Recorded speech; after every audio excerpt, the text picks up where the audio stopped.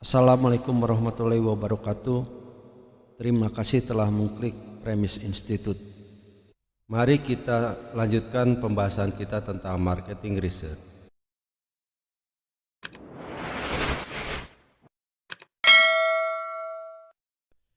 Proses penelitian dimulai ketika manajemen menyadari masalah umum.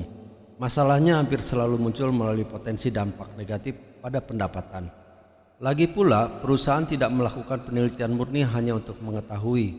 Sebaliknya, masalahnya biasanya terkait dengan penurunan pendapatan karena penurunan penjualan. Sisi positifnya, masalah mungkin melibatkan kebutuhan untuk meneliti apakah suatu produk baru akan menghasilkan peningkatan keuntungan. Setelah manajemen bersama dengan peneliti mendefinisikan masalah umum, tujuan peneliti akan dinyatakan. Akhirnya, pertanyaan penelitian yang lebih spesifik akan ditanyakan. Setiap organisasi yang ingin melakukan penelitian harus mulai dengan menganalisis data internal untuk membantu mengklarifikasi masalah yang menimbulkan kekhawatiran dan kemudian harus merumuskan pertanyaan penelitian. Setelah keputusan dibuat bahwa penelitian primer perlu dilakukan, untuk menjawab pertanyaan penelitian, organisasi harus menulis proposal penelitian. Menulis proposal seperti itu akan menjadi persyaratan bagi seseorang yang bekerja di perusahaan pada bagian riset pemasaran.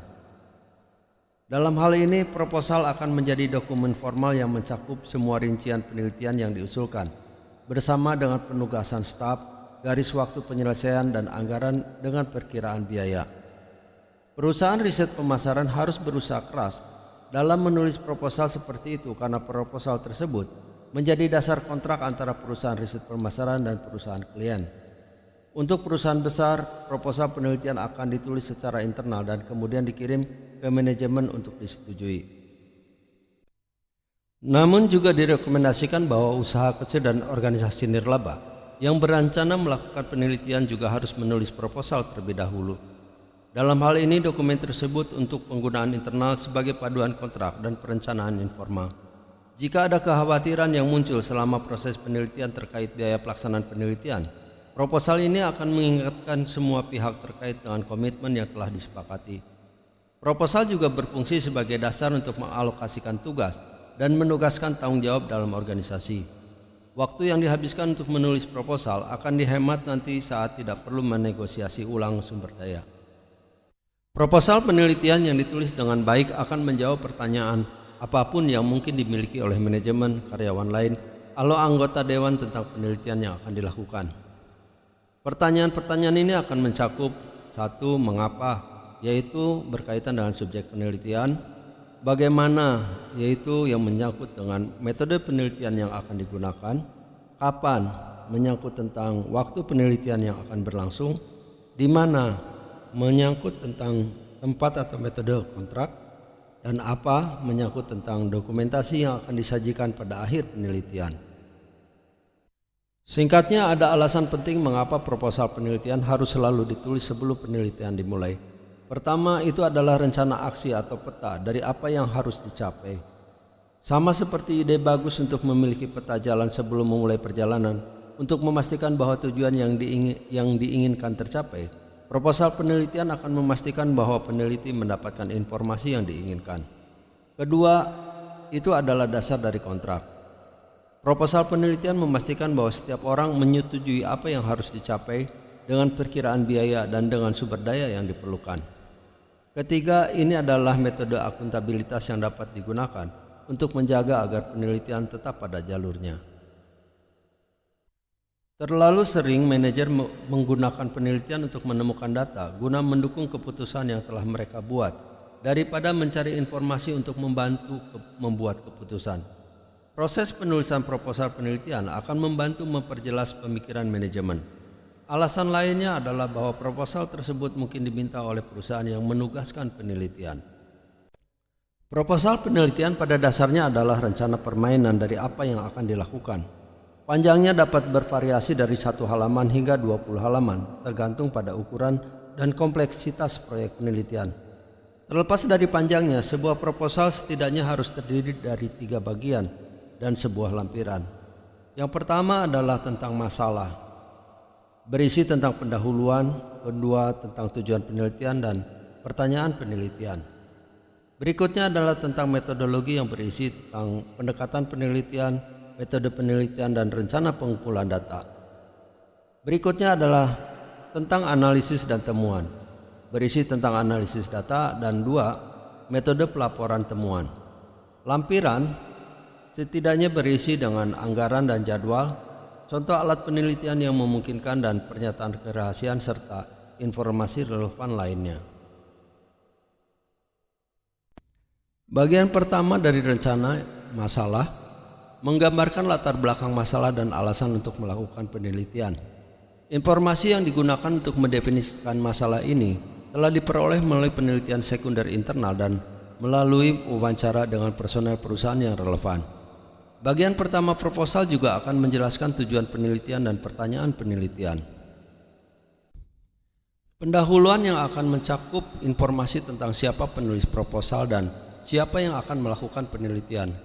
Ini juga akan menyatakan di bawah otoritas siapa proposal tersebut diajukan. Proposal dimulai dengan informasi ini untuk memberikan legitimasi pada isinya. Sangat penting untuk menginformasikan kepada para pembaca departemen atau pejabat yang telah meminta atau yang akan mendapatkan manfaat dari penelitian ini. Lagi pula, jika proposal penelitian disetujui, waktu dan uang perlu dikeluarkan. Kemungkinan besar proposal penelitian akan disetujui jika dijelaskan bagaimana sebuah organisasi akan mendapatkan manfaat dari penelitian tersebut. Jika ini tidak dilakukan, manajemen mungkin percaya bahwa departemen pemasaran ingin melakukan riset karena kepentingan mereka sendiri, bukan karena kebutuhan organisasi yang lebih besar. Namun daripada memulai tindakan sendiri, departemen pemasaran biasanya akan melihat penelitian tentang masalah seperti ide perbaikan produk potensial dan segmen pasar konsumen potensial untuk ditargetkan sebagai hasil dari permintaan dari manajemen atau dari departemen lain di perusahaan.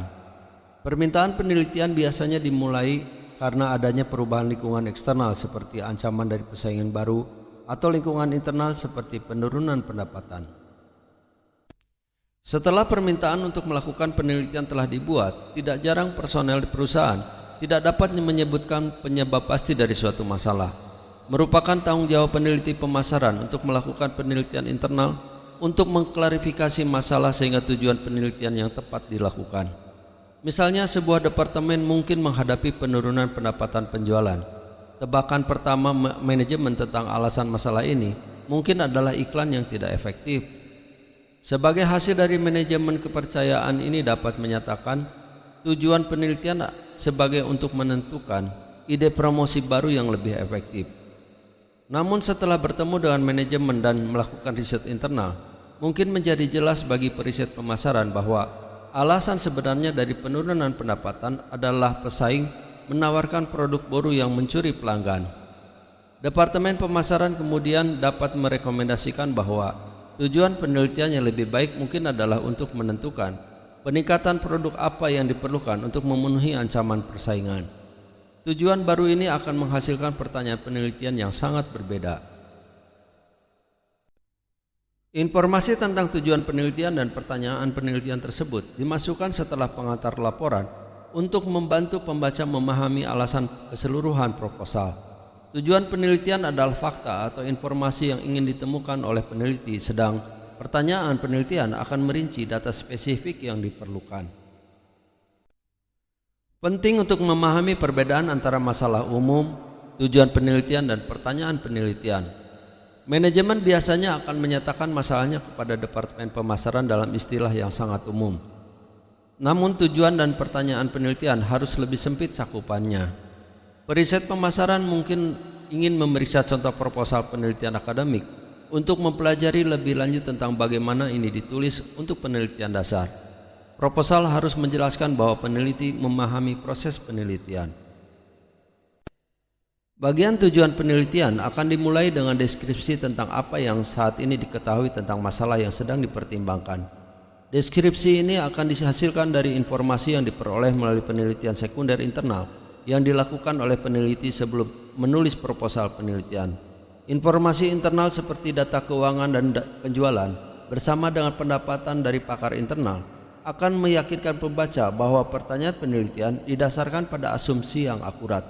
Bagian ini memberikan justifikasi untuk penelitian. Setelah tujuan penelitian telah diklarifikasi, peneliti pemasaran bertanggung jawab untuk menyarankan pertanyaan penelitian yang potensial. Dengan menggunakan tujuan penelitian, kelayakan memperkenalkan lini furnitur baru untuk remaja. Pertanyaan penelitian mungkin untuk menentukan bauran pemasaran untuk lini furnitur baru yang ditujukan untuk pasar remaja. Seorang peneliti kemudian dapat menulis ulang pertanyaan penelitian umum menjadi lebih spesifik. Pertanyaan penelitian potensial mungkin berfokus pada konsumen, produk, promosi, harga, dan tempat.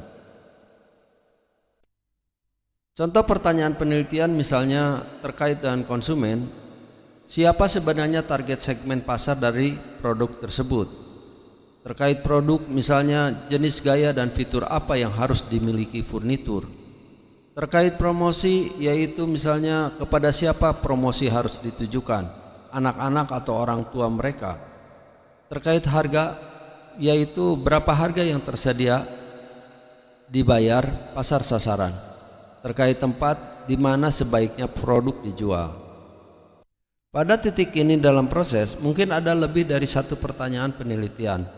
Proposal harus menyatakan pertanyaan penelitian mana yang merupakan kepentingan utama dan mana yang sekunder. Lagi pula pada tahap proposal tidak ada jaminan bahwa suatu organisasi akan sepenuhnya mendanai penelitian apapun. Jika perlu, peneliti dapat mengurangi penelitian dengan mengeliminasi penelitian untuk menjawab pertanyaan sekunder. Ini kemudian akan mengurangi biaya penelitian dan menurunkan anggaran. Penting juga dalam proposal bagi peneliti untuk mengklarifikasi apa yang tidak akan diteliti. Sebagai contoh, penelitian tentang kelayakan memperkenalkan lini furnitur baru tidak akan mempertimbangkan gagasan peningkatan produk saat ini. Sering ada keinginan manajemen untuk mencoba menghemat uang dengan mengajukan terlalu banyak pertanyaan penelitian sekaligus.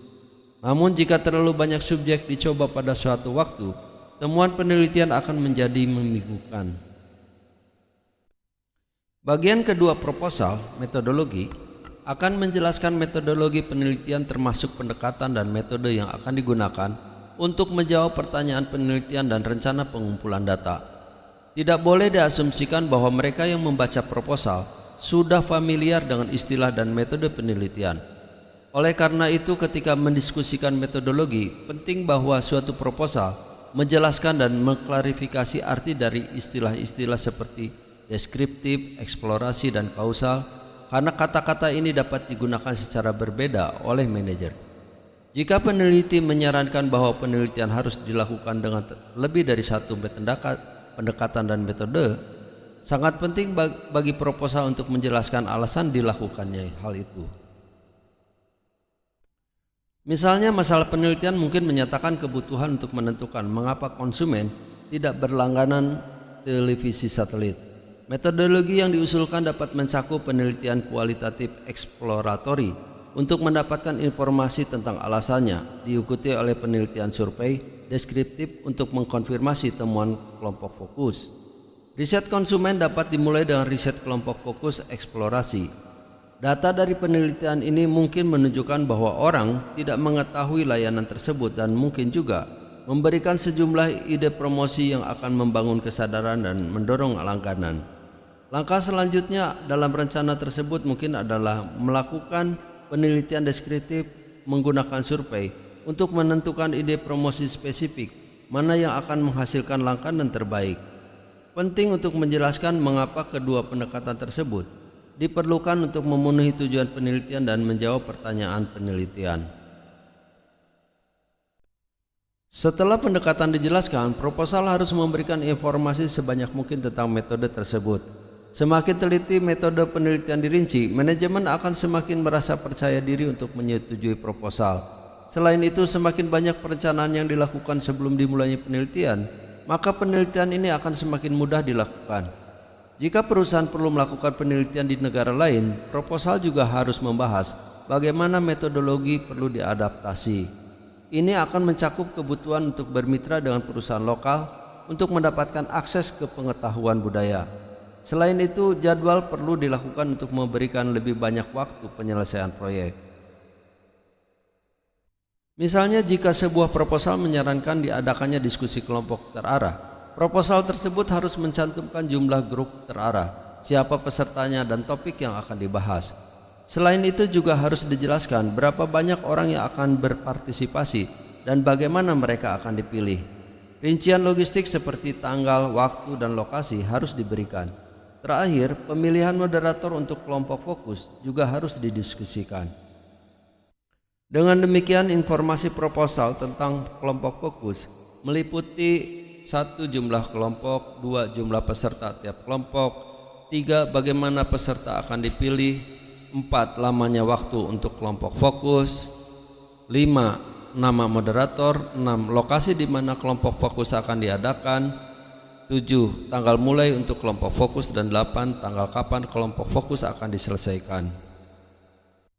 Ketika penelitian melibatkan pelaksanaan penelitian kuantitatif deskriptif seperti survei, proposal harus mencakup informasi tentang metode dan para peserta atau partisipan. Ini akan mencakup informasi tentang lamanya survei dan jenis pertanyaan yang akan diajukan. Proposal juga harus menjelaskan prosedur pengajuan kuesioner, informasi tentang rencana pengambilan sampel dan bagaimana peserta akan dipilih juga harus disertakan. Akhirnya, bagaimana peneliti akan menganalisis data harus didiskusikan. Informasi proposal untuk survei harus mencakup kapan survei itu akan dilakukan, panjang formulir survei, jenis pertanyaan yang akan ditanyakan, contoh pertanyaan survei, sebuah rencana pengujian untuk pertanyaan survei, sebuah rencana sampling untuk memilih peserta, sebuah metode kontak untuk formulir survei, jumlah formulir yang harus dilengkapi, dan metode analisis data yang dikumpulkan. Apa yang tidak perlu dimasukkan dalam proposal adalah metodologi penelitian yang sudah selesai. Pada tahap proses ini, peneliti tidak dapat menyiapkan naskah kelompok fokus akhir atau kuesioner survei karena hal ini memerlukan waktu dan uang penelitian tambahan. Jika memungkinkan, contoh metodologi dari penelitian yang dilakukan sebelumnya harus disertakan. Ini akan memberi manajemen ide tentang jenis instrumen penelitian yang akan digunakan tanpa membuat peneliti mengajukan pertanyaan yang tepat. Jika metodologinya baru seperti penelitian online, peneliti harus memberikan informasi tambahan seperti penghematan biaya dan mengapa metode ini diusulkan. Bagian akhir, analisis dan temuan, menjelaskan bagaimana data akan dianalisis dan dilaporkan. Bagian ini akan mencakup informasi tentang bagaimana pengkodean transkrip atau catatan dari kelompok fokus akan digunakan untuk menemukan tanggapan dan tema umum. Ini juga akan mencakup bagaimana data survei akan dianalisis, termasuk paket perangkat lunak apapun yang akan digunakan. Proposal harus sangat spesifik tentang informasi apa yang akan diberikan kepada manajemen dan dalam format apa.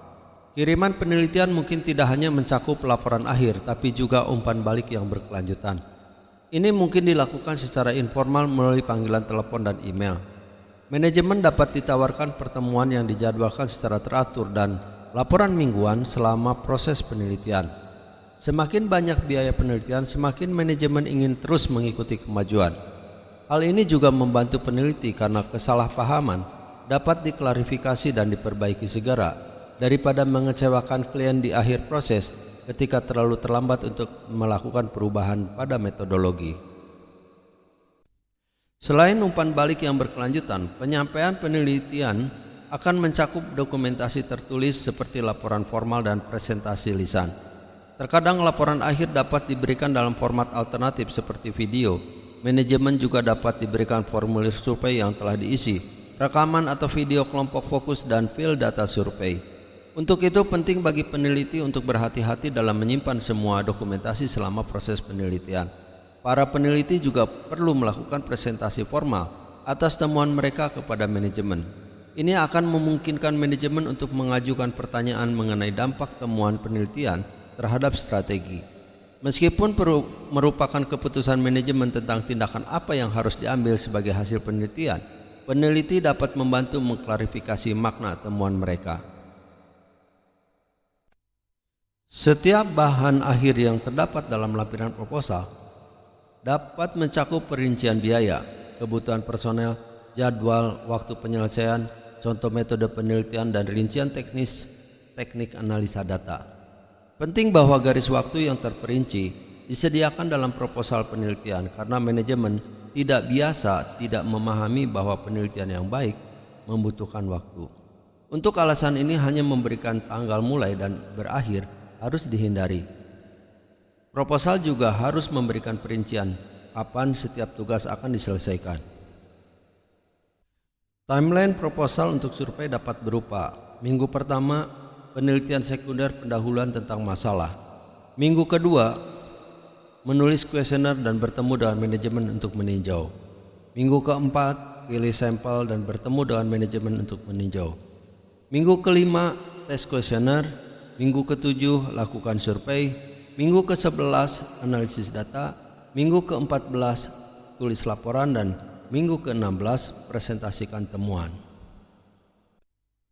Selain garis waktu, proposal harus berisi anggaran untuk pengeluaran. Tidak perlu memberikan perincian semua biaya. Apa yang harus ditata dengan jelas adalah perincian antara tenaga kerja umum dan biaya overhead dan biaya khusus untuk penelitian. Pengeluaran tersebut akan mencakup reproduksi formulir survei, tarif per jam untuk pusat panggilan jika survei telepon akan dilakukan, sewa ruangan untuk kelompok fokus, dan semua biaya perjalanan untuk menghindari pertemuan.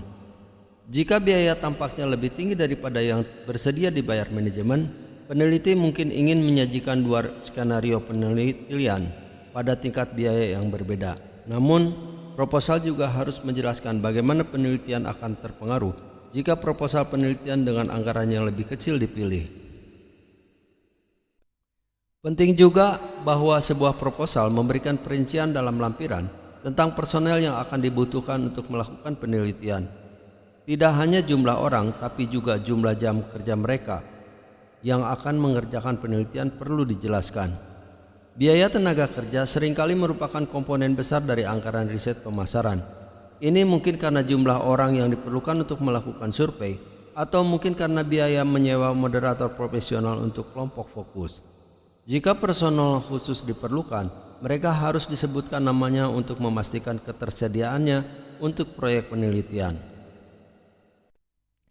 Lampiran khusus berisi pernyataan kerahasiaan. Pernyataan ini akan menjelaskan bahwa setiap informasi tentang perusahaan yang dibahas selama pertemuan dengan peneliti akan dirahasiakan. Selain itu, proposal harus menyatakan apakah metodologi penelitian yang dibuat untuk melakukan penelitian dimiliki oleh perusahaan riset pemasaran yang bersangkutan atau perusahaan yang menugaskan penelitian tersebut. Terakhir, apa yang akan terjadi pada semua hasil dokumentasi akan dijelaskan. Proposal dapat menyatakan bahwa semua dokumentasi seperti formulir survei yang telah diisi, kaset atau catatan dapat dikembalikan ke perusahaan yang menugaskan penelitian atau dapat dimusnahkan. Masalah kerahasiaan sangat penting ketika penelitian melibatkan pengembangan produk baru dan masalah strategis lainnya. Waktu yang dihabiskan oleh perusahaan riset pemasaran luar untuk membuat proposal harus dilihat sebagai investasi yang diperlukan untuk mendapatkan pekerjaan. Riset pemasaran dapat dilakukan secara internal oleh karyawan perusahaan atau perusahaan dapat menyewa perusahaan eksternal untuk melakukan riset. Selama proses penulisan proposal penelitian, perusahaan harus membuat keputusan apakah akan melakukan penelitian sendiri atau menyewa perusahaan riset pasar eksternal. Keputusan untuk mempekerjakan perusahaan eksternal dapat didasarkan pada fakta bahwa perusahaan tersebut tidak memiliki staf, keahlian, atau waktu untuk melakukan penelitian secara internal. Jika keputusan dibuat untuk mempekerjakan penyedia riset eksternal, penting untuk memahami komposisi industri riset pemasaran. Penting juga bagi mereka yang membuat pilihan perusahaan mana yang akan dipekerjakan untuk memahami pedoman umum dalam memilih pemasok penelitian. Memilih pemasok penelitian merupakan keputusan penting yang harus diberikan waktu dan perhatian yang cukup.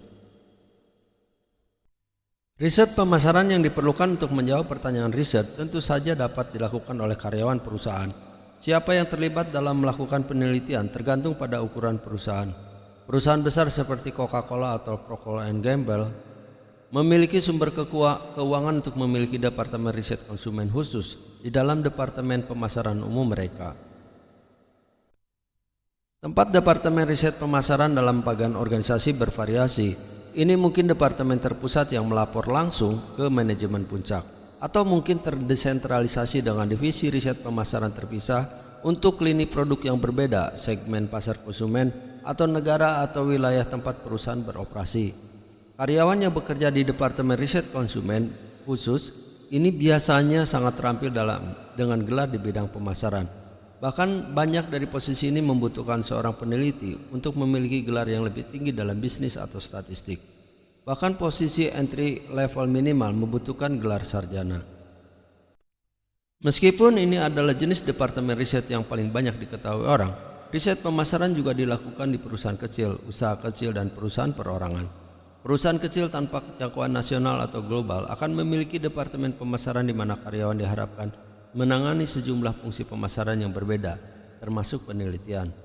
Jika sebuah pemasaran memiliki kebutuhan penelitian khusus yang menurut karyawan tidak dapat mereka tangani, pekerjaan akan dikontrakkan ke perusahaan riset pemasaran eksternal. Usaha kecil bahkan mungkin tidak memiliki departemen pemasaran yang terpisah. Satu karyawan mungkin bertanggung jawab atas semua fungsi pemasaran. Karyawan ini mungkin memiliki gelar dalam bidang bisnis, tetapi mungkin atau mungkin tidak mengambil kelas riset pemasaran. Beberapa pertanyaan yang relevan diajukan perusahaan ketika menyewa konsultan riset pemasaran, yaitu tentang praktek bisnis. Jaminan apa yang saya miliki bahwa Anda akan mengirimkan produk penelitian yang telah selesai pada tanggal yang ditentukan? Apakah Anda akan memberikan perkiraan terperinci tentang harga yang akan Anda bebankan untuk penelitian? Yang kedua adalah tentang kemampuan dan keahlian. Apa kualifikasi staf Anda? Teknik penelitian apa yang Anda gunakan? Segmen pasar apa yang Anda teliti? Yang ketiga adalah reputasi dan etika. Bisakah saya bertanya kepada klien sebelumnya tentang kualitas pekerjaan Anda? Dan apakah Anda memiliki kode etik profesional untuk perusahaan Anda, dan pernahkah Anda menolak klien potensial?